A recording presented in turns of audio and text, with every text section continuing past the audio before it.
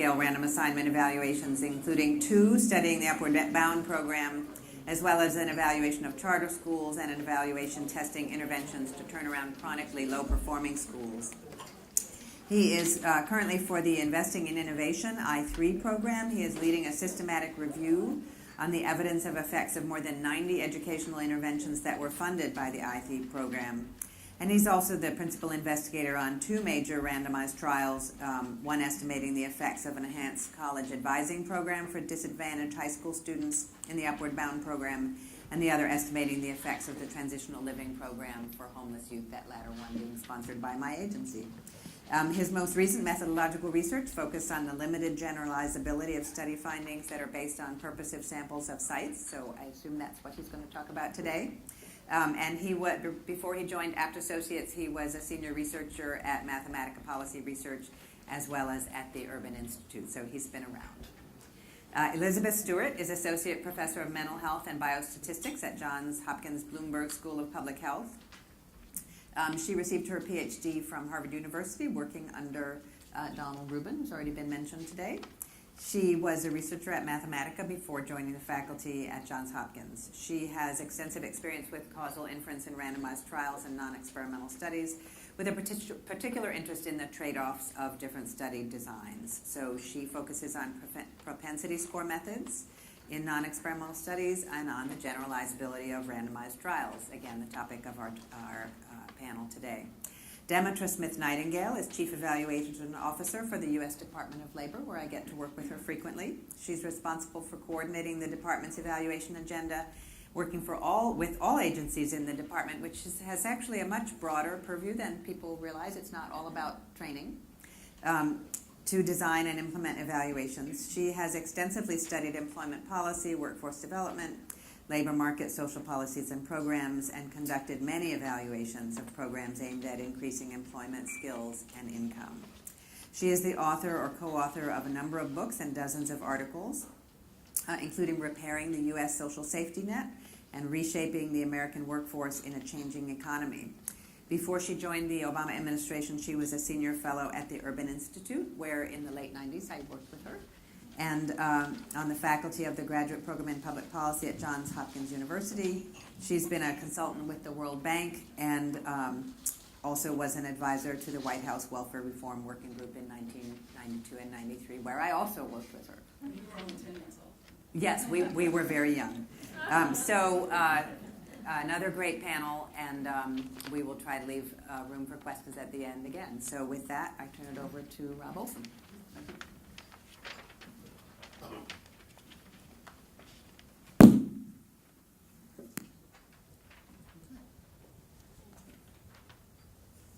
Great.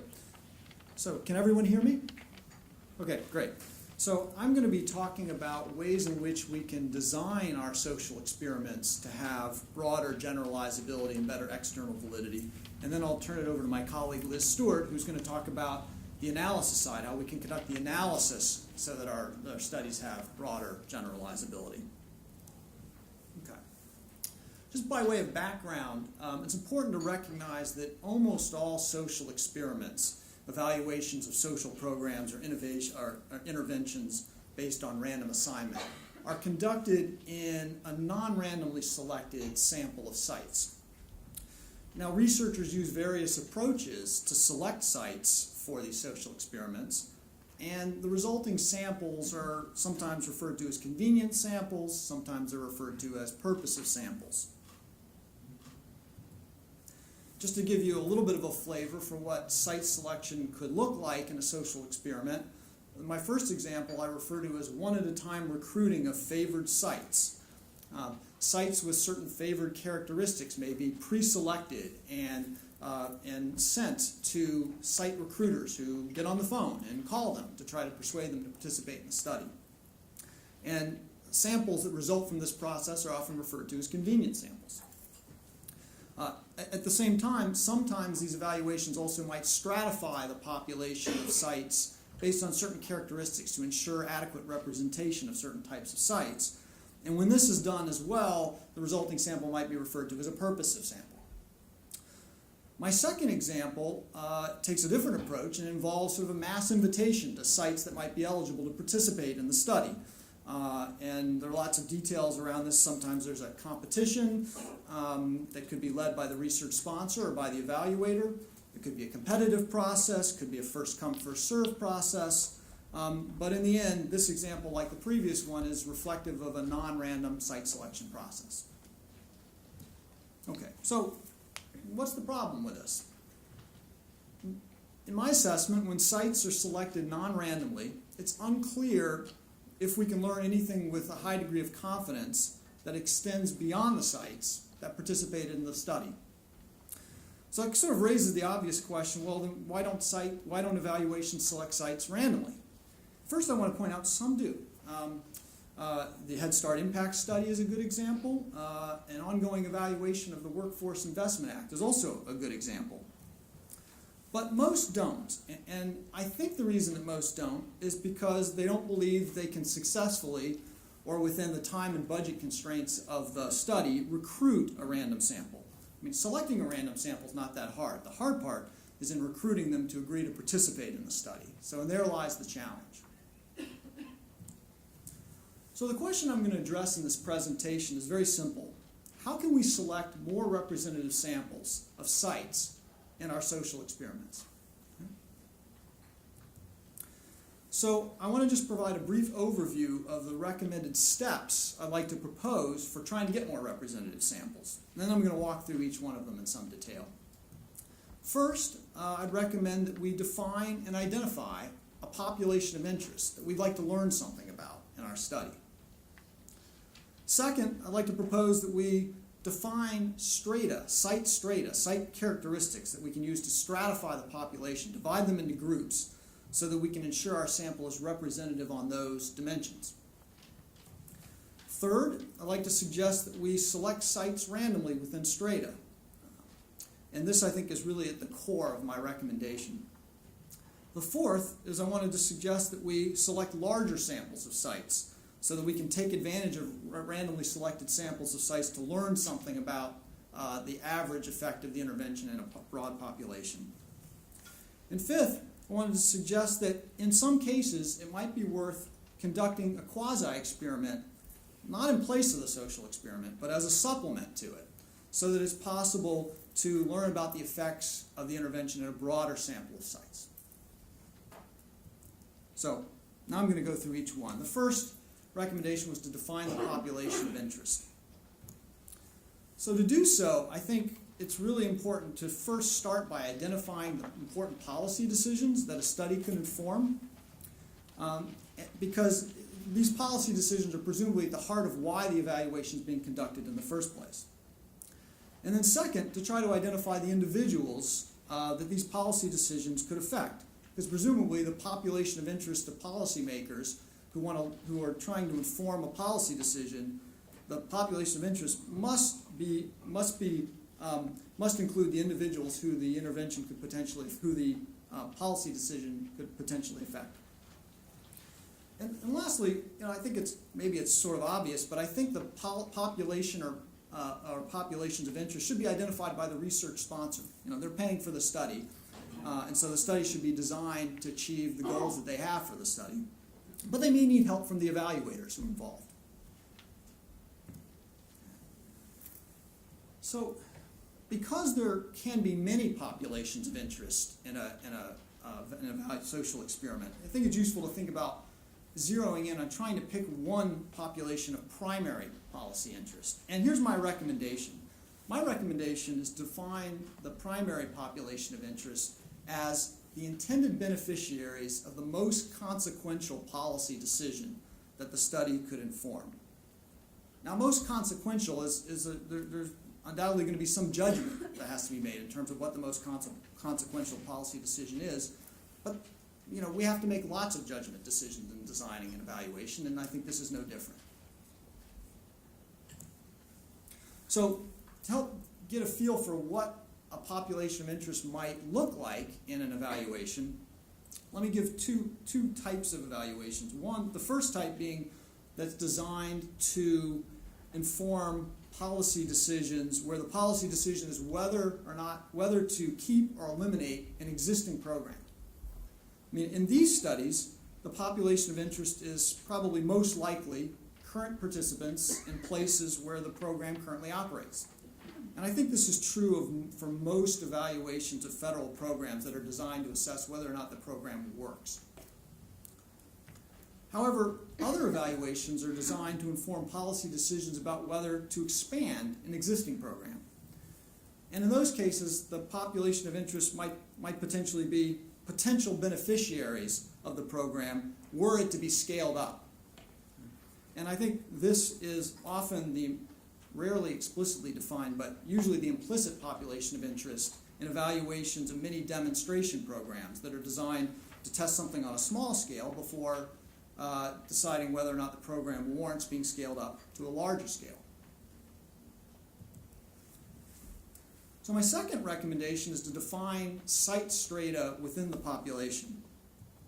So to do this, I think the first step is really to identify site-level factors that are likely to be related to the impacts of the intervention. Because if we can do this, this will help us to select either a representative sample along those dimensions, or if for some reason we choose to oversample certain types of sites relative to others, it'll allow us to reweight an unrepresentative sample to obtain representative findings for the population.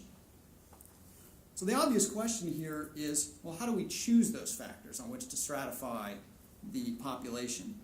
And the first answer that's usually given is either based on theory, if you have some strong theory that leads you to believe that certain factors are likely to be associated with the impacts of the intervention, or alternatively, actual empirical evidence on how the impacts of this or similar interventions may vary, on what dimensions do they vary.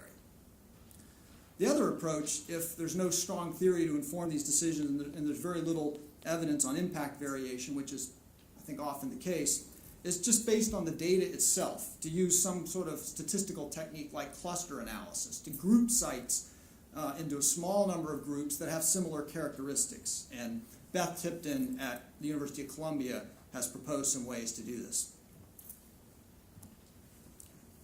So my third recommendation is to select sites randomly within strata. So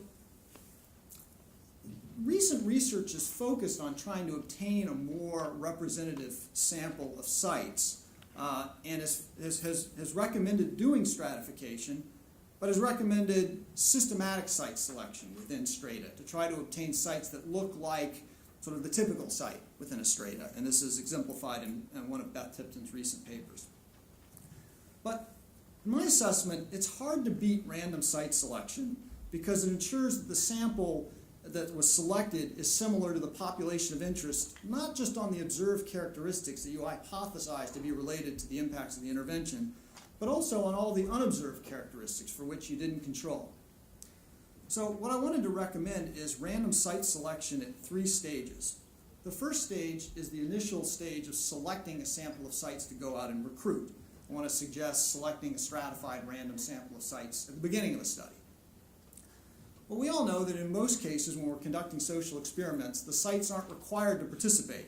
And when they're not required to participate, it's almost certain that some of them are going to choose not to. So you're going to need some replacement sites. And I wanted to suggest that we select sites randomly within strata as well to select replacement sites when initial sites refuse to participate. And the third idea is it comes from the survey literature. Actually, most of the ideas in this presentation come from the survey literature.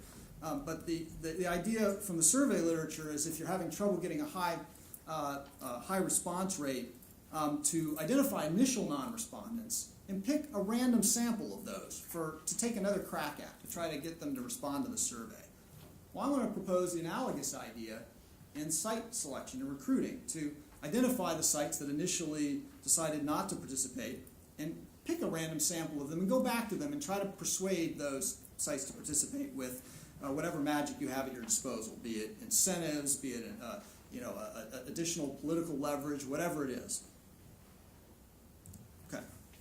So, and I don't want to go into this part in too much detail, but the reason why I think random site selection within strata is helpful because it would allow us to weight the sample by the selection probabilities and adjust the weights to account for non-participation decisions by sites that do not agree to participate in the study.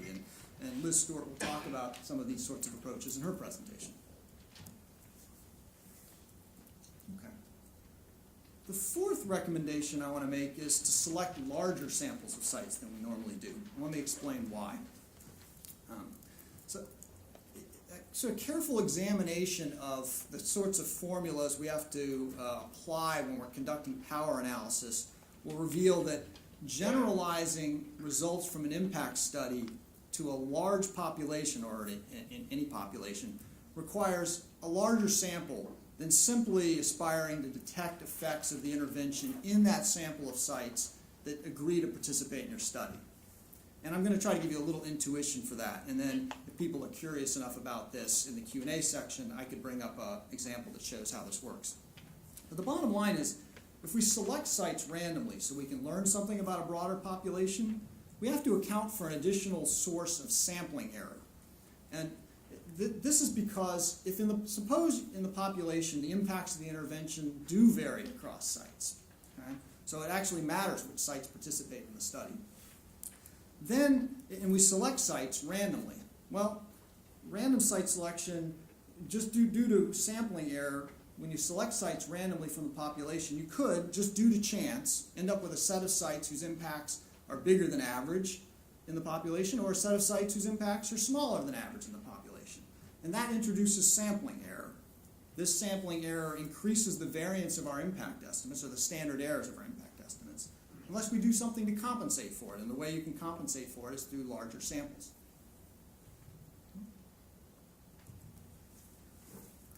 So my fifth recommendation is, at least in some cases, to consider conducting a quasi-experiment in a broader sample of sites as a supplement to the experiment, as opposed to as a replacement. So, as I've said, when you're out recruiting sites in a social experiment, some sites won't agree to participate in the study. And in some cases, the objection they give to participating has to do with random assignment itself. So they might have been willing to participate otherwise, but random assignment is the sticking point for them in being willing to participate. And however, some of these sites might be willing to participate in a sub-study, you might say, of the broader evaluation that's based on a quasi-experimental design without random assignment. So I guess what I'm saying is we could go ahead and conduct the experiment as planned in those sites that are willing to participate, but we could also conduct a quasi-experimental study in a broader set of sites, including those sites that participate in the experiment, but also including the broader set of sites that wouldn't agree to participate in the experiment because they had an objection to random assignment. And I think this would allow us to do two things. First, it would allow us to estimate the effects of the intervention in a broader sample of sites. And the second is, using the quasi-experimental methods, it would allow us to compare the effects of the program between those sites that are willing to participate in the experiment versus those sites that were not willing to participate in the experiment per se because they weren't willing to do random assignment. And that would allow us to assess whether or not we had actually gotten a representative sample of sites for the experiment on the dimensions that really matter. In other words, when we conduct the experiment, are we getting results that send us the wrong signal about the effects of the program on average because the sites that participated in the experiment were in some way different from other sites? And one example of this approach that's been used, this was not my idea, this was used in a recent Mathematica evaluation of KIPP charter schools. So kudos to them. Lastly, I want to acknowledge that all these recommendations have some cost. I mean, none of these are free, but some of them are more expensive than others. On the less expensive side of the ledger, I don't think it's terribly expensive for researchers to spend some time discussing with their research sponsors, well, what is the population of interest? What's the policy decision that this study could inform, and who might be affected by the policy decision? That's not that expensive. Defining site strata on which to stratify the sample. I guess selecting the site strata themselves is not in itself an expensive endeavor. Obtaining data on the characteristics of the sites, well, that could be inexpensive if the data is available in administrative records, but it might be more expensive if it required some form of primary data collection. The other recommendation I've made that in itself I think is not that expensive is selecting sites randomly. Now, getting them to participate is another ballgame, but selecting sites randomly is not an expensive thing. On the more expensive side of the ledger, one of the recommendations I made is to select a random sample of sites that initially refuse to participate and try to see, make another effort to get them to participate. That might be an expensive effort. How expensive it is depends on how large a random sample you select, so you have some control over that, but that could be expensive, and where the success of the endeavor at the end would be unknown. Another thing that I recognize can be expensive is selecting larger samples. Anyone who's conducted a large-scale social experiment knows that the cost of the experiment depends very heavily on the size of the number of sites that participate. That's why we select cluster samples in the first place. And lastly, conducting a quasi-experiment as a supplement in a broader sample of sites, that could be relatively expensive too, because it may require some additional data collection that wouldn't have been needed in the experiment. So some of these things are less expensive, some are more expensive, but I guess the overall point I want to make is sometimes you get what you pay for. And so it shouldn't surprise us that it might cost more to raise our goals a little bit higher instead of being satisfied for learning something about the effects of the intervention in whatever 15 housing authorities, 60 schools, 32, whatever. If we raise our expectations a little bit and say we're not satisfied with learning about whether the program's effective in those sites, what we really want to know is whether the program's effective in the broader population that could be affected by a real policy decision, it shouldn't surprise us that that might cost more. So let me wrap up. As the argument I've made is that the relevance of social experiments for informing policy decisions has been limited by the way in which we choose sites. Now, the approaches that I've described are some examples of how we can try to do better. And I'm not under any illusions that these approaches will eliminate the problem, but I just want to make the argument that we shouldn't try to make the perfect the enemy of the good. I mean, there are all sorts of other challenges we faced in social experiments, such as dealing with sample attrition, such as dealing with crossover, for which there is no perfect solution. And we find ways to try to do a little bit better than we could have done otherwise, and we find a way to move forward. And I guess what I'm arguing is I think we should take the same sort of can-do attitude toward this particular problem and see if we can do better than we've done in the past. So lastly, I want to acknowledge some of my collaborators in the research that we've been doing sort of in parallel to thinking about how we might do our studies differently. Steve Bell from Abt Associates, who's here with us. Larry Orr from Johns Hopkins, who's also here. And Liz Stuart, who's sitting up front. And I wanted to acknowledge our research funders who've made a lot of this work possible. If you have any questions or you want to contact me about this at any point, please don't hesitate to do so. Thanks.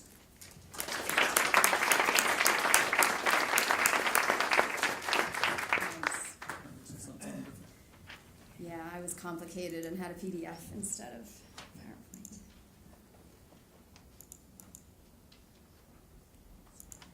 Okay. Hi, everyone. I'm Liz Stuart, and I want to take the liberty to have a little personal aside for a second, because it's really just an honor and privilege to be asked to speak here. One thing that wasn't in my sort of formal bio from Naomi is that right out of college, I was a research assistant at Mathematica in Princeton, and that's really where I discovered the world of statistics and policy evaluation. And since then, it's really become a lot of what I work on. I'm in public health now, but I sort of do both. So it's just really nice to be sort of in this world still and be able to kind of speak to you about my current interests in external validity. As was alluded to, my general interests are in this trade-off between different study designs and thinking carefully about internal validity and external validity. And that was really an outgrowth of the time that I've spent at Mathematica combined with my graduate school work, where I did mostly focus, and I still focus a lot, on sort of strong non-experimental study designs. And it was sort of the combination of seeing the challenges in doing a non-experimental study well, but also seeing the challenges in implementing a randomized experiment well, has got me thinking about sort of, well, how do we think about these trade-offs a little more formally? And so again, today, I'll be focusing on the sort of external validity piece, which builds nicely on both Tom's discussion of the previous session and then Rob's talk. And I want to acknowledge the NSF grant that Rob did, but also a lot of the work that I've done was funded by what's called a K-25 award from the National Institute of Mental Health. So as Rob talked about, we sort of conceptualize this as that I'm taking the sort of analysis piece. And what we mean about analysis is the sense that we already have an intervention that's been evaluated in a randomized trial, and we're wondering what we'd like to sort of predict or estimate what the effects of that intervention would be in some target population. So I'm considering a scenario where we have a single study. It's already conducted, so we have what we have. We didn't use some of the smart design aspects that Rob was advocating. We just kind of have what we have. But we also have a clear target population of interest, and we have data on that target population, and I'll talk more about what data is needed later. And so then the question is, what can you do in terms of analysis? So what I'm going to do is briefly describe a few analysis strategies that have been proposed, but I also want to make sure to take some time to talk about some caveats and concerns because this really is an area that's just starting. If we think about the challenges in non-experimental studies and the discussions that we have, that field has been growing for 20 or more years. The first propensity score paper was 1983. This problem is just as hard, and people are really only just starting to think about it in the past few years. So I want to make sure we don't sort of put the cart before the horse, and I'll say more on that when we at the end of the talk. The other sort of caveat I want to make is there are lots of threats to external validity. There's issues with scale up, there's issues with different implementation, different setting, adapting an intervention for different populations, like, sort of different languages and such. I'm focusing on a sort of narrow piece, which I think is a tractable one, which is how do we deal with the fact that just the characteristics of people or sites that participate in evaluations might differ from the target population. So it's a piece of external validity, but it's not the whole sort of shebang. So let's talk a little about sort of analysis strategies, and I grouped them into a few different categories. First, I think this is what sort of current state is that what people often do is they show kind of a table one, and this is not actually always even the case, but if people talk about sort of representativeness or generalizability at all, it's usually in the sense that they might show a table one that shows here's the people that participated, and here's some characteristics of kind of a target population, and they look similar or they don't. There's a slightly more formal framework called RE-AIM in sort of the mental health, public health arena that has proposed a series of specific metrics that kind of get at this. But a lot of these are sort of ad hoc, and you see a table one with 20 different characteristics listed. It's hard to kind of really know, well, how does this impact the actual external validity of the study findings. So then there are a few other strategies that are more statistically based and really are trying to more explicitly say what is the estimated effect in the population that we would see given the results from the trial. And I've grouped them into a few categories, and there's too much text on these slides, and I can't get into all the details. But just to kind of give you a sense for what's out there, one broad topic is meta-analysis, of course. So in medicine, often it's very nice because there might be 20 trials of the same drug, and people can do meta-analysis, or what's more appropriate is what's called meta-regression, to get a sense where you can actually explicitly combine results from multiple trials. The caveat here is that, of course, if all of those trials were on the same or similar selected populations, combining a bunch of non-representative trials doesn't necessarily help. So meta-analysis can help if it helps you cover the population of interest, but it's not necessarily going to help if those trials don't actually kind of build on each other. When I'm sort of in a public health world, I often make the point that in a lot of the sort of policy, the sort of work people in this room do, we don't have the luxury of having 20 trials on one topic. We often have one. If we're lucky, we have one. And so we often don't have the ability to do this sort of meta-analysis approach. a potentially more useful strategy in this kind of world is what's called cross-design synthesis or research synthesis. And this kind of gets at Rob's comments about like doing an experiment and combining that with non-experimental data. And essentially, the idea is you kind of model the treatment effect estimates as a function of study characteristics, which could include things like the type of people that participated in the study, or whether it was randomized or not. And so what's cool, and there's only a few examples of this, but I like to talk about it because I think I like to give a plug for people to think about other scenarios where you might be able to use this.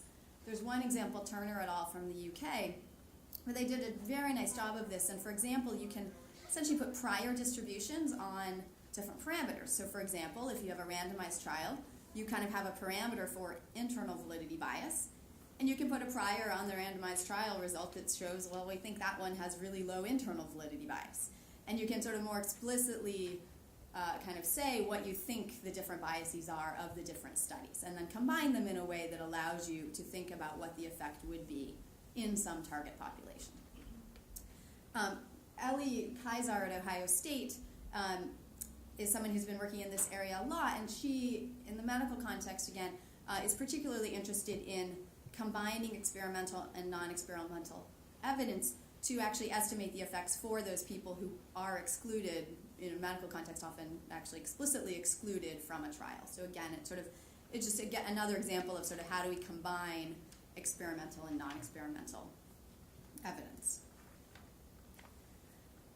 I'm going to be focusing a little bit more on a weighting approach, but before I get to that, I'm going to introduce post-stratification. This might be what you're all sort of thinking, well, this is what we could do. And again, a lot of these ideas build on the survey world, as Rob mentioned.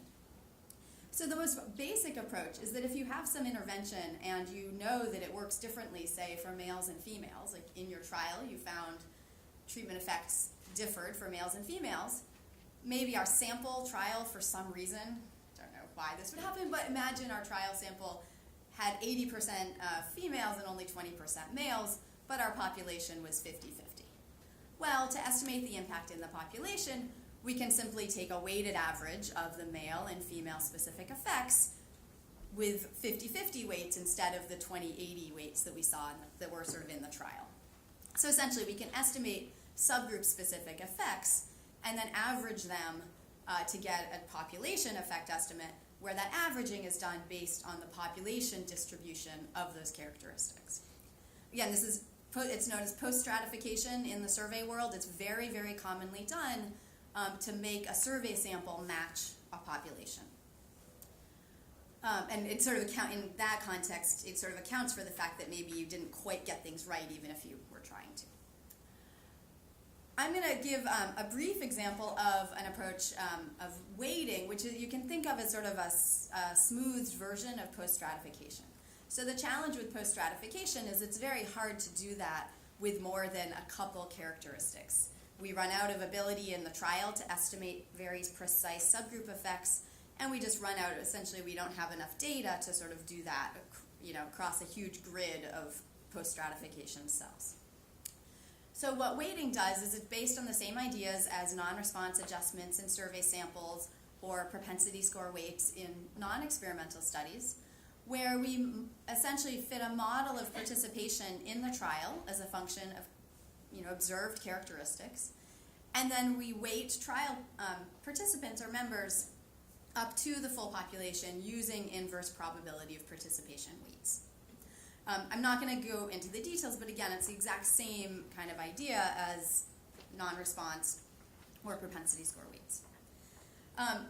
I'll say more on this in a second, but it generally will require individual level data for the population. And there's a number of groups and papers that have talked about this. Just briefly, just to kind of give you, just to have this in your head, I'm going to come back to the weighting example and give you an actual example of that, but the final strategy that has been proposed for this external validity problem is essentially a flexible regression model of the outcome. So you can't generally just fit like a very basic regression model, like assuming a linear form. That just doesn't really work.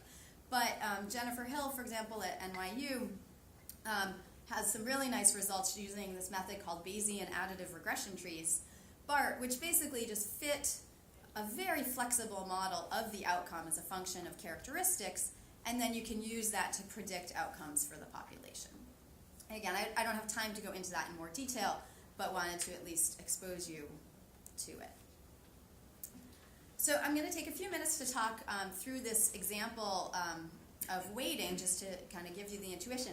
It comes from a totally different context. It's not totally different, but it's an example from HIV treatment, and I think it's a nice example because it's easy to see what's happening, and the results kind of make sense and are what you would expect. So this trial was of highly active antiretroviral therapy for HIV. So HART was being compared to a sort of standard combination therapy. And it had about 1,000 people randomized to treatment or control. I realized actually as I was sitting in the audience this morning, so the results I'm going to show are in terms of hazard ratios, which means that no effect would be a 1. So probably most of you are thinking about no effect being a 0.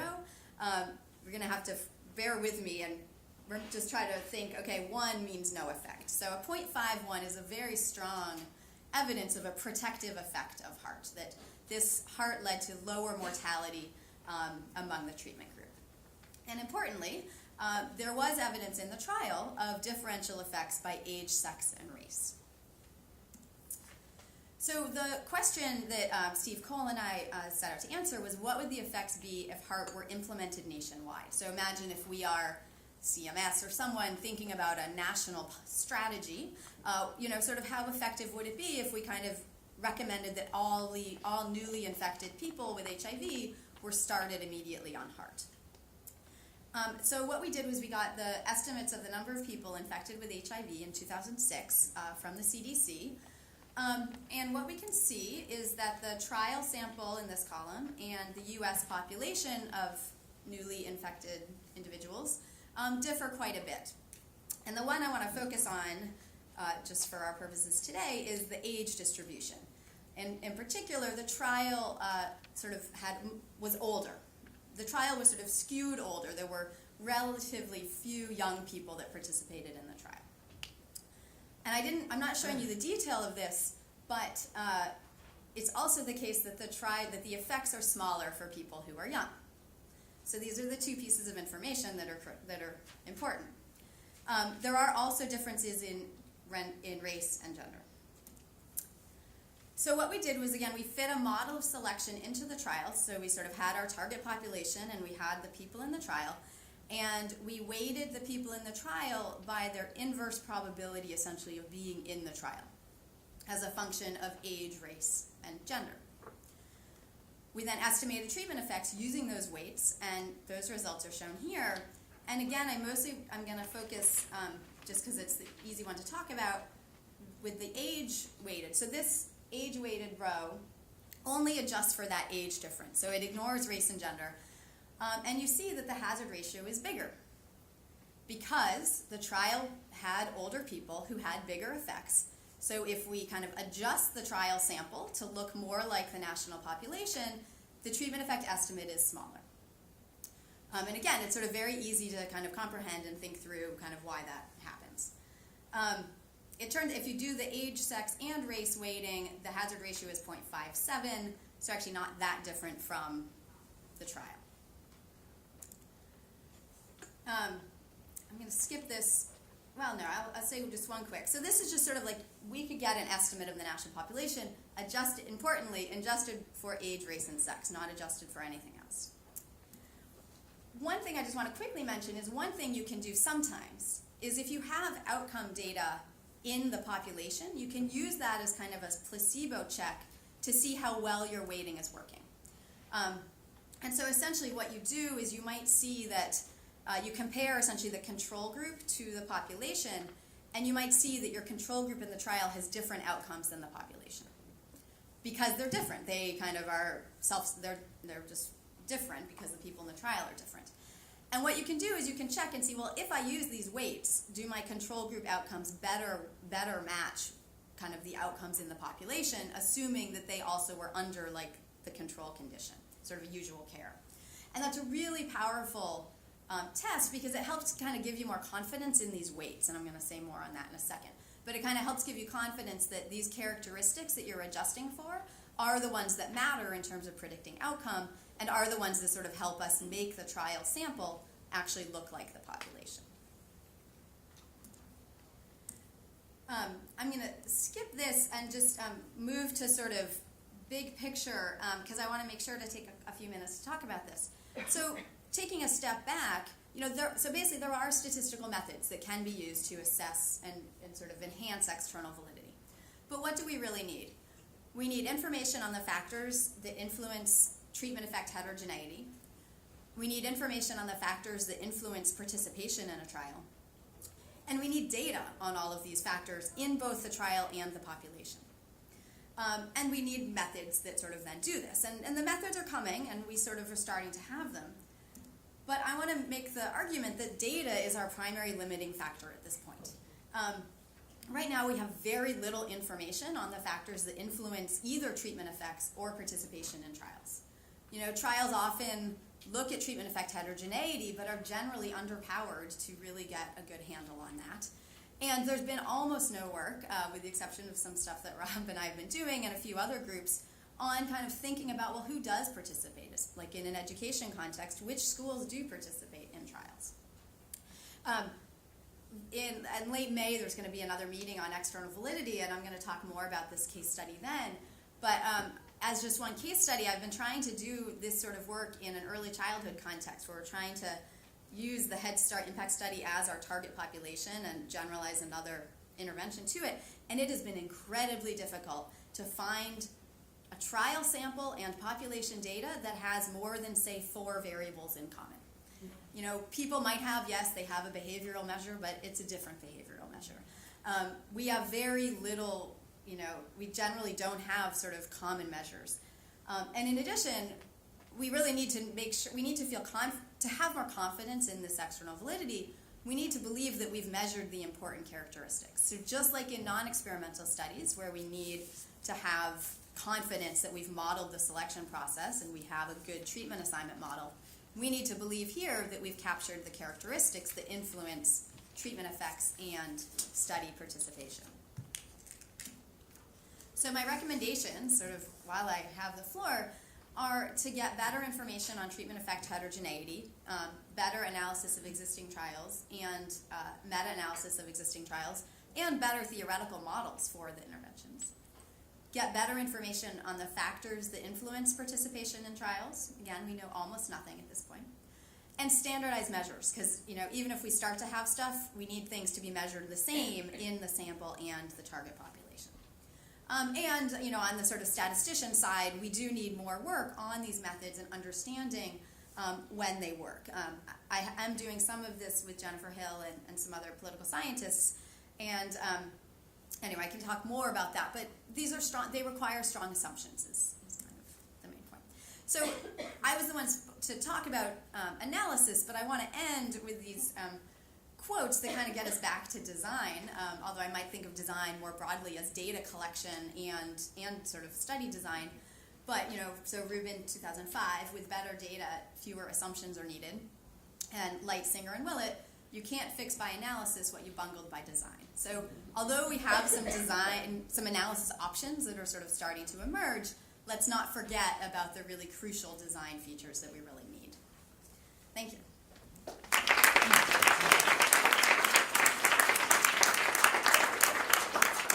Do you have slides?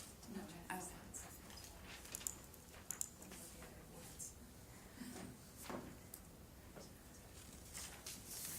I'm really happy to be here today, and I am not the statistician, I'm not the econometrician, I'm sort of a design dilettante.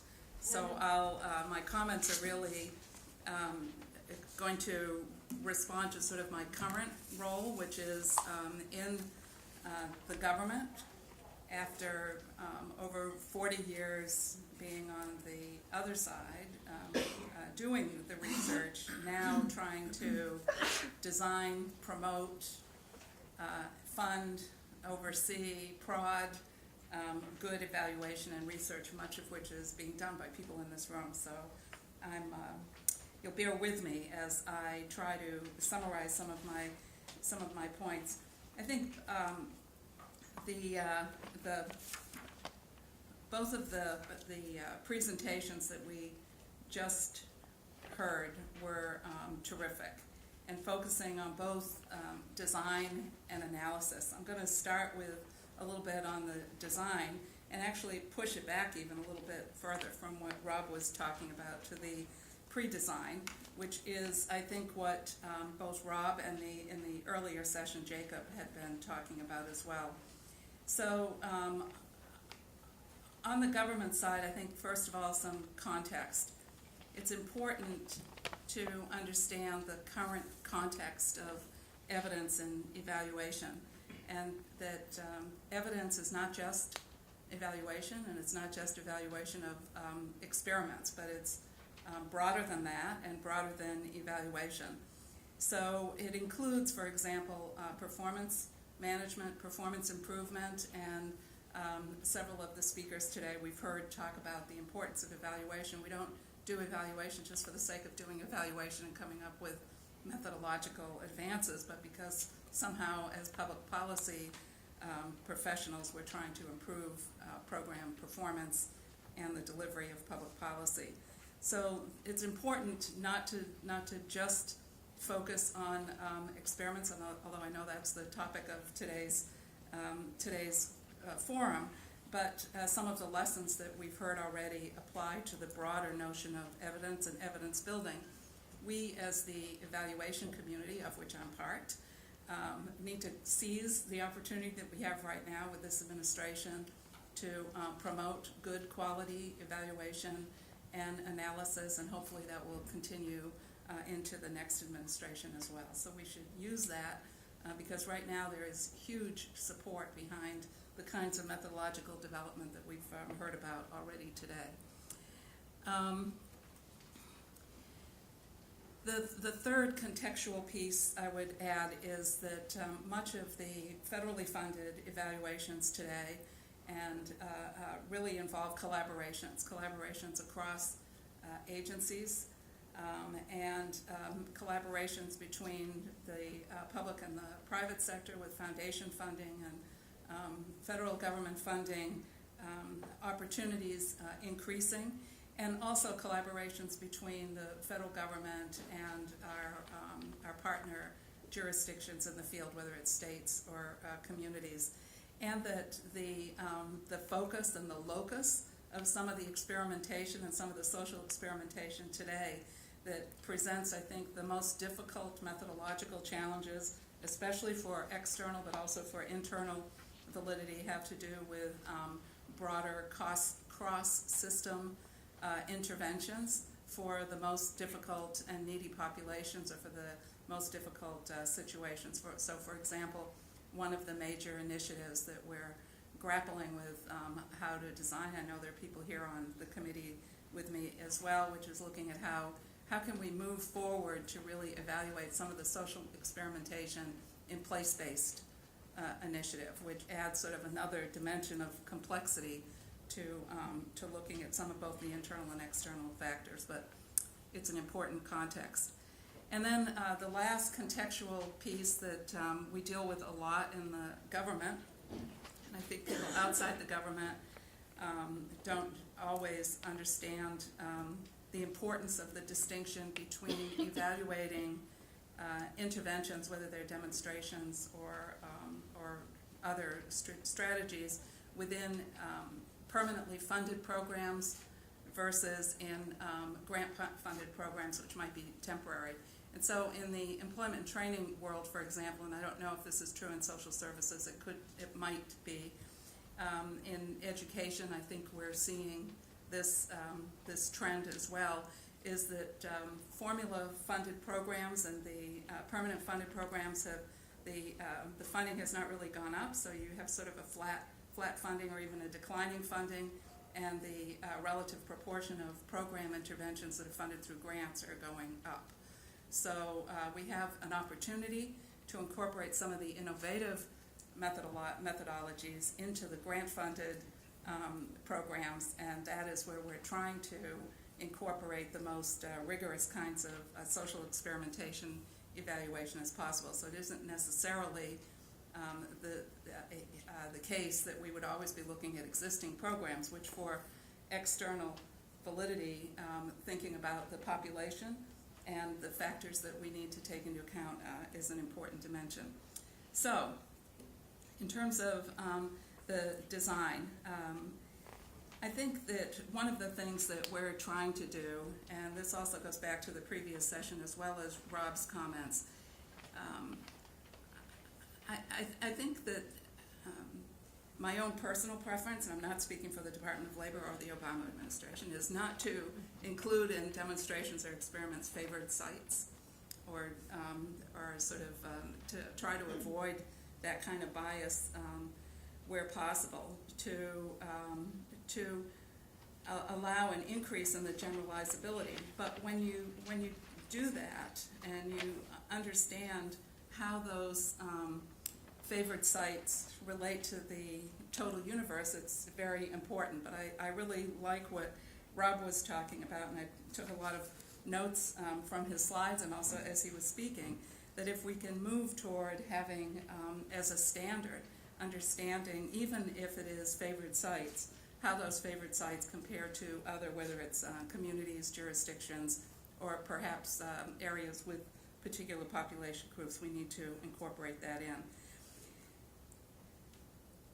Rob also talked about sort of understanding clearly what the intent of the evaluation of the experiment is in terms of figuring out how to incorporate generalizability. He said, he talked about two objectives. One is deciding whether to keep or eliminate a program, sort of an up or down vote on a program. And then the second, whether to expand or scale up a particular program based on the accumulating evidence, which are both really important. But I would add that the third, going back to my context at the beginning, is how to improve the existing public policy, whether it's in a program or in an accumulating set of grant-funded activities.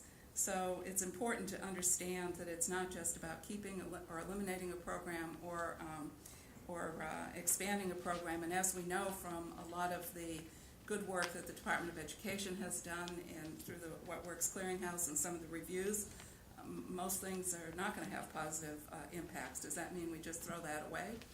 Probably not. I would say we need to understand the generalizability and to use it to improve programs or strategies, and take the next step and make it better. In order to, I would expand the, and again, because I've done a lot of, like Larry Mead and others in this room, I've done a lot of implementation analysis over the years. In these particular sessions, we didn't have a lot of discussion of implementation analysis, although I was very pleased to hear Jacob talk about implementation analysis, that in order to really understand the generalizability, we need to have more rigorous and higher quality implementation studies incorporated in, which sometimes can be costly, but as I finish up, I'll tell you how I think we might be able to do it. Liz, I really enjoyed, although her technical discussions were beyond anything I can totally understand how to do. I think that once I haven't considered external validity fully in advance, as Rob told us. She gave us a nice overview of several methodological approaches, and I'm just thrilled that there's so much methodological development occurring in this area. Looking at meta-analysis and cross-design analysis is something that could be incorporated in routinely, and we need better methods and standards for doing that. To the rematching and the post-stratification, that is something that is now increasingly being done, but we need better examples of how to do it well. And the Bayesian models, I think, hold great promise for us to routinely incorporate into evaluations, and I may be in touch to see how we can fit that into some of our specifications to make sure that we're able to do that. I think it is very important to think about the external validity up front as much as possible.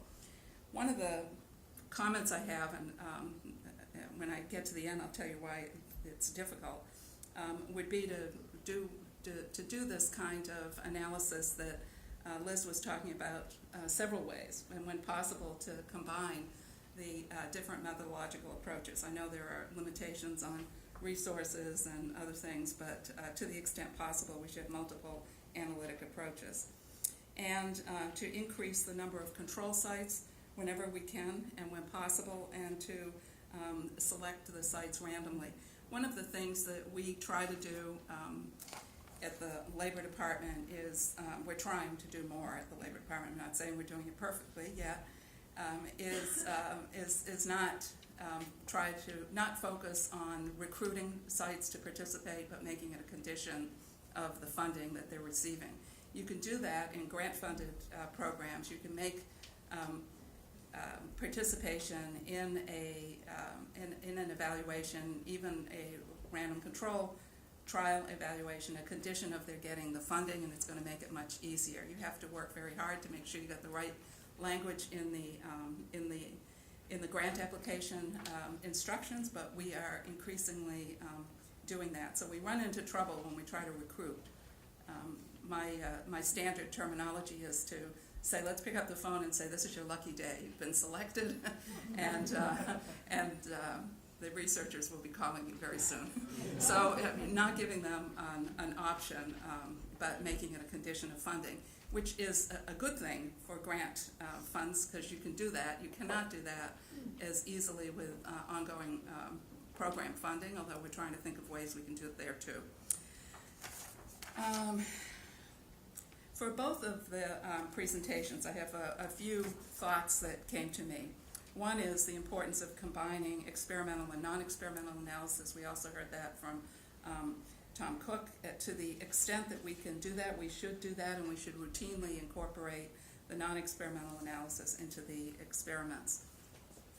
I learned, especially from Becca, my good friend Becca, to think about routinely incorporating phased and staged approaches to piloting, particularly if you're trying to test new initiatives, and we are trying to do that to begin with a pilot stage.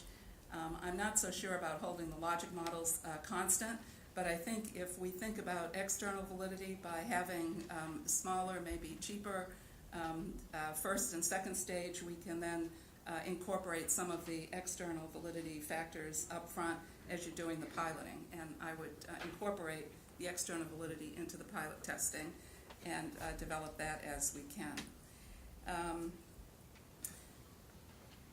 The other piece that I've learned from Becca, and I think Jacob also said this, I'm taking liberties by going back to the previous panel as well, is to even with pilots, to incorporate the randomization process and the RCT, when you can sort of begin to test the approach and to begin to see some of the outcomes and impacts.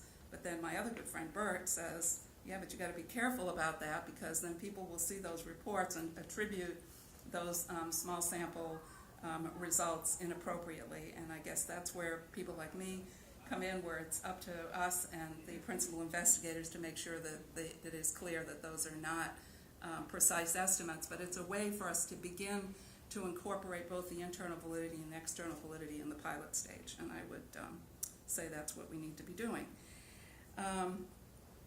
One thing that I spend a lot of time on, and others in here who in the federal government do, and the people from OMB who are here, I spend probably 40% of every day of my life thinking about data, how to get data, how to clean data, how to improve the quality of the data, how to monitor data collection. So data is sort of a huge need and a big challenge. And I loved Liz's last chart. And we need to figure out more commonalities on some of the common variables that we use for experiments and the evaluations in particular areas. One thing that I've been thinking about, and I'll just I haven't said this out loud very much. I think we need to, and we started doing this many years ago, many years ago, to come up with some common variables, some common tools, and some common data collection instruments and modules that could be incorporated into into studies. I think we need to do that, so that maybe we could even, and someone in this room should be able to figure this out, even maybe have a standing random sample of sites or programs or agencies in particular in different policy areas, whether that is a random sample of schools on certain dimensions or a random sample of community colleges or job training programs or health or hospitals or whatever it is that our particular area is, so that we don't have to go through the entire sampling. We just have to recalibrate some of the factors so that we have a toolkit that we can use when we're trying to select sites, and particularly for external validity. That may be done in concert, I think, with some of the instrument development. So the constraints, big constraint is money. I think gone are the days, unless somebody else, maybe Naomi will have better luck than I do. I don't think we're going to see $30 or $35 million evaluations again very soon from the federal level, unless we pool our money across departments, which we're also talking about. So we need to think of more efficient ways to collect the data, to have the kinds of samples that we need for external validity, and to build the tools that we need and the comparability across studies, so we can do the kind of meta-analysis that Liz was talking about. And my final remark is this conference is terrific, and I'll stay as long as I can. And I'm really pleased to see all the methodological advances that are coming, and Tom Cook's guidance and sort of pushing us to make sure that we keep building the portfolio of innovative methodologies and analysis, so that we have examples that we can build on and keep moving. I think that the evaluation community needs to adapt to the reality of the people in the field, and I think we need to be careful about expecting that the programs that are operating in the real world are going to be able to hold to the same logic model that we might want them to, or to hold their programs static, because that's not the way they operate their programs. So making sure that we have strong documentation of the changes that they do make and where they do violate their logic model, why they do it, and then incorporate that into understanding how they relate to other programs that are not implementing those interventions. I'll stop there. Thanks.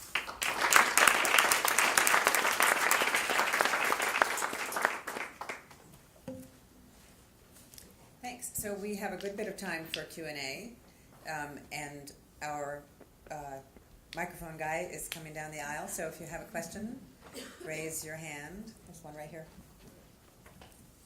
Hi, Jennifer Brooks with Office of Planning, Research and Evaluation, and I wanted to pose a question. So Demetra, I'm glad you brought up the issue of sort of formula-funded programs versus grant-funded programs. I work on Head Start, and one of the challenges we're having, and I wanted to see how the speakers think of this in terms of external validity, is trying to take lessons from grant-funded demonstrations that had extra money along with an evaluation, and then translate those lessons into a program that doesn't have, because they're usually built on top of the formula-funded program. So the local community site is getting both the base grant of Head Start as well as extra resources to implement this new thing on top of what they're already doing.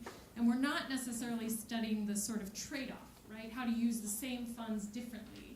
We're studying what happens when you add this extra thing in, which becomes really problematic then when you try to go and say, well, everybody just needs to be doing what works, but we don't have any extra money. So I wondered if the speakers could, because we talk a lot about sort of populations and site characteristics, but I think there's this bigger problem of the context of how we study things that I'm not hearing a lot of discussion of, and how you might think about that and how you're thinking about that at Labor. Yeah. Let's see. Can you hear me? Okay, great. I'm not sure I have a great answer to your question about context. but I do have some thoughts about the general scenario you were describing, where you've got sort of an existing program like Head Start, and then you've got sort of a supplement to that that's offered in selected sites that maybe participated in a grant competition and were successful in obtaining additional funds to test something, an enhancement to Head Start over and beyond what Head Start is. I mean, I think that may be a case where I think it's relatively unlikely that the federal government is going to start giving out grant awards on a random basis.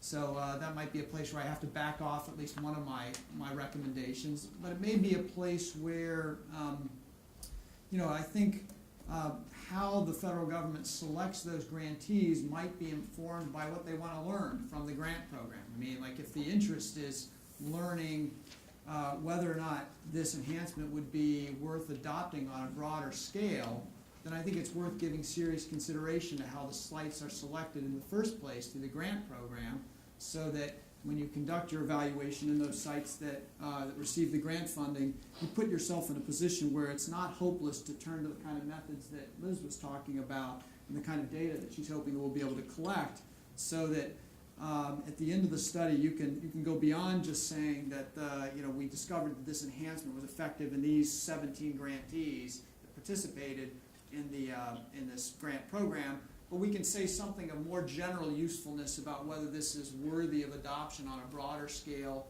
in the Head Start context. Anybody else on the panel want to comment? I'll say, I don't have. You have one right there. I don't think it looks like it's a lot. Okay.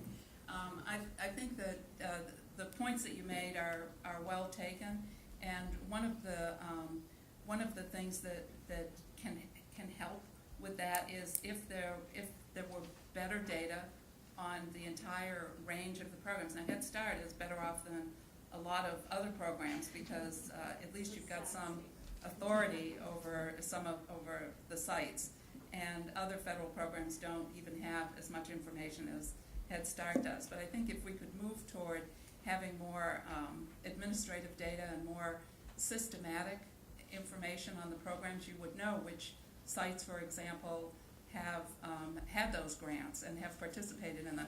The other piece that you didn't mention, but I know everybody in all the federal people in here know, and many who've done evaluations know, that usually the sustainability of the interventions is whatever the next grant is that they can get, so that once the one grant leads to another grant and the programs are out there realizing Head Start that they're not going to be able to keep doing what they're doing Head Start with the Head Start money, they need more money. And so they're looking. That was my concern, not the generalizability so much of as the generalizability to a situation where there isn't more money. And because they often drop the program as they drop it, or the more sophisticated ones get more money overall. Right. So one of the things that we're trying to do is, and we're doing this not only in employment training but in the enforcement agencies as well, is sort of mapping which localities and which programs are getting which kinds of grants or are participating in which evaluations, and that's one way we're going to try to get at it. Okay, next question, Larry. Question to Rob. I was wondering, in selecting your sites, you recommended stratifying the sample by various characteristics that you might want to end up focusing on in your analysis. I'm wondering why you would do that. Maybe it would be better to have a straight-out random sample without stratification, because when you do that, you obviate later statistical problems. You probably need a larger sample if you do that, but maybe it's better to do that. So what's the rationale for stratifying? Yeah, it's a good question. I think it's probably fair to say that the value of stratifying probably depends on how good information you have on what the characteristics are that are associated with the impacts of the intervention. If you know basically nothing about what influences the impacts of the intervention, and you're then there's some risk that the kind of stratifiers you pick could make things worse. In which case, I think I would agree with you. I would probably recommend going with more of a simple random sample. On the other hand, I think there are a lot of cases where at least people have strong beliefs, whether those beliefs are supported by evidence is another matter, but strong beliefs about sort of context in which the intervention is going to be more effective versus which it's going to be less. And I guess the question is, where do you place your bets, and how much confidence do you have in those beliefs based on evidence and theory? And if you think you know a lot about the factors that influence in which sites the program is going to be effective relative to others, then it might make sense placing your bets on some of those predictions and stratifying on those characteristics to ensure that whatever else goes on in your sample, you've got a sample that matches the population on at least those things that you or maybe other people believe are associated with the impacts. Yes, Dan. Hi, Dan Weinberg. I have a concern a bit with the focus Demetra was pointing out, Labor Department, to focus a lot of effort on measuring the effects of these grant programs, when it seems to me a lot of the money, or most of the money in the federal government, is spent on existing programs, on programs that have been around for a while. How do we find out whether those programs are working, and whether we should be thinking about changes to those? And I think it gets back to how do we do it? We have to have good data.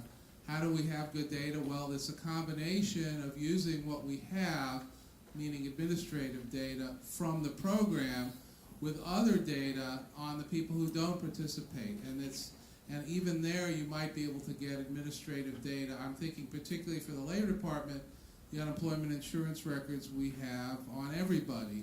Can you combine that somehow with program data and do an evaluation that way? A sort of it have to be non-experimental, but still can get information. Right now this is working. Yes, in theory, everything you said is true, but even at the Labor Department, we don't have all the data that we need to be able to do those links. We're working on it. There are bills wending their way through Congress that would give us access to the National Directory of New Hires that would allow us to do that better. And there are statutory restrictions on getting the Social Security numbers from some programs, like the Workforce Investment Act. So we get individual level data, but we don't have any Social Security numbers to do the matches that are needed to do the kind of analysis that you want. We're working on it, and we've made some major progress in the past 2 years that is getting individual micro level data with personal identifiers and Social Security numbers up to the Labor Department for the first time ever.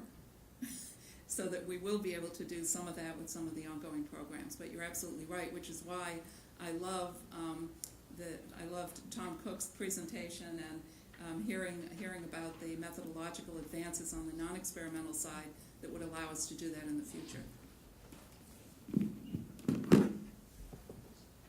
Hi, my name is Yi. I work for Impact, and I have a question on one of Rob's comments about the recommendation about recruiting a broader set of sites and conducting non-experimental studies on those sites. So I'm wondering whether we can combine that with simultaneously conducting non-experimental studies on the sites that are currently doing experimental studies, so that the comparison between the two sets of non-experimental estimates might provide us a better picture of the external validity. I'm glad you asked that question, because that's exactly what I'm proposing. I don't think it would make much sense to compare the experimental estimates for the sites in the experiment to the non-experimental estimates in the sites outside the experiment. I think it makes a lot more sense to say, well, let's at least have a level playing field using non-experimental estimates, which have whatever bias they have, but as long as that bias isn't in any way related to whether or not sites participated in the experiment or not, they would net out as you compare the effects of the intervention to sites that participate in the experiment to those that don't. So I'm glad you raised that question, because it suggested I didn't make my recommendation as clearly as I'd like to. You've given me an opportunity to do that, so thanks. And actually, I'll just expand on that a tiny bit. The work I mentioned by Eloise Kaisar at Ohio State is doing essentially exactly that, where she sort of calibrates the difference in one sample to sort of, she's utilizing both, and so she's doing that. The other connection I'll make just is there's a design called a doubly randomized preference trial, which is in situations where you can actually even randomize people into the experiment. You then actually have an experimental group that is randomly different from the non-experimental, and that also, of course, then gives you the ability to actually compare those. So Yeah, I that think- one's less feasible often, but it's a pretty cool design when it Yeah, works. I think it really highlights the value now to conduct non-experimental studies in the experimental setting, because it used to be the case that those are for examining, the performance of those non-experimental estimators going back to 1986 along and stuff like that. But now maybe that can shed light on the external validity of the experimental estimates. So that's, yeah. More questions? Yes. I'm Patricia Willis. I have a question for Jacob. The mic is coming. All right. Your recommendation. But you have to hold it up so people can hear. Your recommendation, and you're certainly not the only one, in the research firms thinking about how research, how it would best be done, and so how the funds would, offered from the government would best be spent. Then, are there opportunities to advise the government?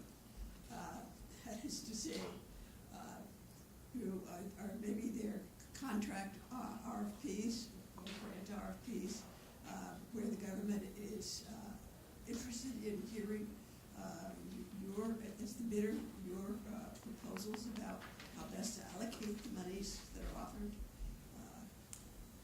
That's my question.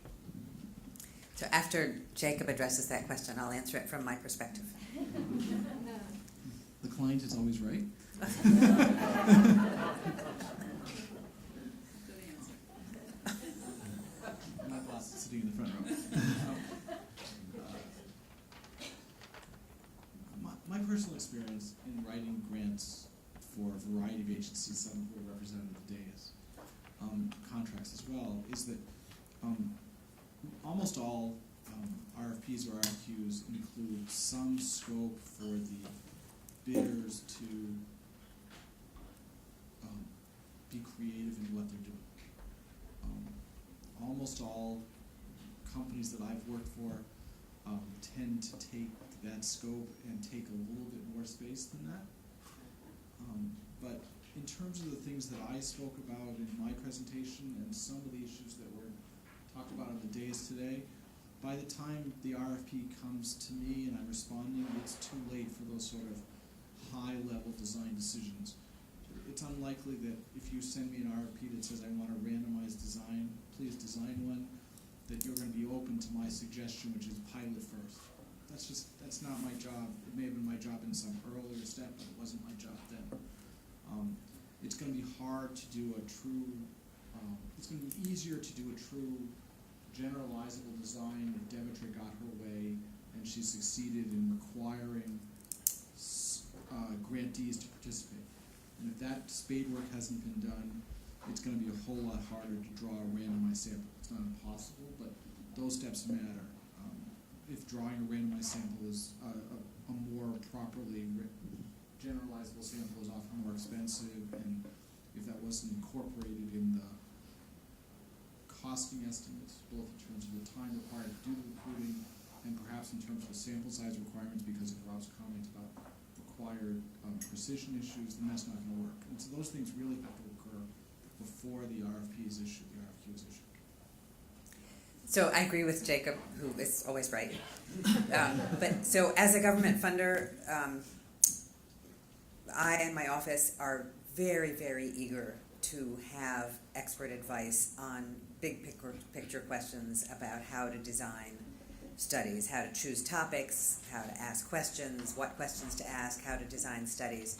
Jacob is right that by the time we write an RFP, we've usually given that a lot of thought and we write it into the RFP. The big design questions are usually settled. On the other hand, we sometimes will write an RFP and make an award for a design study, a separate study, a separate contract. Right now we have underway a study of job search assistance strategies that was preceded by a contract to offer us options for designing such a study.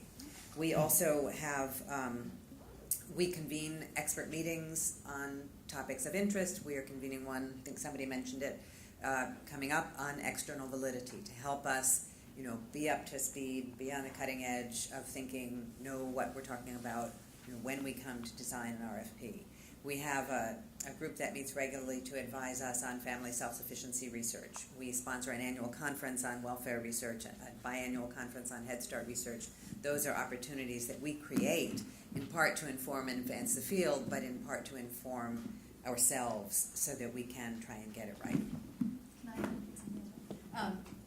Coming from, I sort of straddle sort of this world and more of a medical public health world, and I'm on a new advisory panel for PCORI, the Patient-Centered Outcomes Research Institute. So the advisory panel I'm on is clinical trials, and last night I was doing the training for this online training for it. And one thing that struck me that's related here is that they have a very strategic approach to this, where the idea there is how does PCORI decide what studies to fund? And they have a whole process where they have these they have panels of patients and stakeholders and researchers and insurers, and they have this whole process for deciding what studies should we move forward with. What are these sort of important questions in rare diseases or in cancer or whatever, and they have sort of different metrics for it, one of which is which field is there sort of a study that would make a difference, which ones are going to really make a difference in patients' lives, etc. Anyway, I just wanted to mention that because not all of you might be aware of PCORI, and I think that they have been starting, and not, you all are doing it too, but it's just, again, I never know how much sort of the different government agencies talk to each other, and since they're pretty new, I want to at least make the connection. If I could just add, at the Labor Department, we love the methodological discussions, and I think Jacob is probably coming next week to hopefully talk about some of this. I think the other challenge is not so much, one of the things that makes it easier to do some of the things that Jacob was talking about is if we have the evaluator already selected before the grantees are selected. But that often isn't possible, isn't feasible. In some cases, where we can do that, we try to do it, because having the evaluators on board before the award of the grantees certainly helps to do that. The second thing is that even going back further, that the specifications in the grant solicitation often involve, as Naomi said, lots of discussion, not only internally but also with OMB about the parameters of the evaluation. So by the time the grant solicitation has gone out, decisions and sometimes a little bit of arguments behind the scenes have already been done, and there have been winners and losers in some of that, and sometimes you can't make changes once the once the grant application solicitation has gone out, because otherwise then you run into the risk of having protests on the awards of those grants. So the more we can have methodological discussions of the kind that Naomi is talking about before the next round of grant applications, the more we can move toward incorporating some of the nice ideas that Jacob had. Jacob, you have the mic, and I think you wanted to say something, so you'll have the last word. Oh, yes. I just want to say one constructive thing, which is that the work that I talked about is actually part of a movement in this direction. Several agencies in the federal government have moved towards tiered evidence programs. The Department of Education has a program called I3, Investing in Innovation. The Department of Labor has a program called the Workforce Investment Fund. The CNCS, the Corporation of National Community Services, program called the Social Innovation Fund. And those programs are predicated on this idea that there are a tiered level of evidence, and the program should move up the tiers, and that we want to separate the tiers and test at each level. And those are exactly the ideas that we're moving towards, and that allow us to sort of structure these programs in exactly that way. So I think we actually are making major progress in the direction of implementing these ideas about trying to build a system of evidence building as opposed to one-off. So I can see lunch in the back. I think our lunch speaker will begin at 12:45. So that gives us 15 minutes to get lunch and get settled.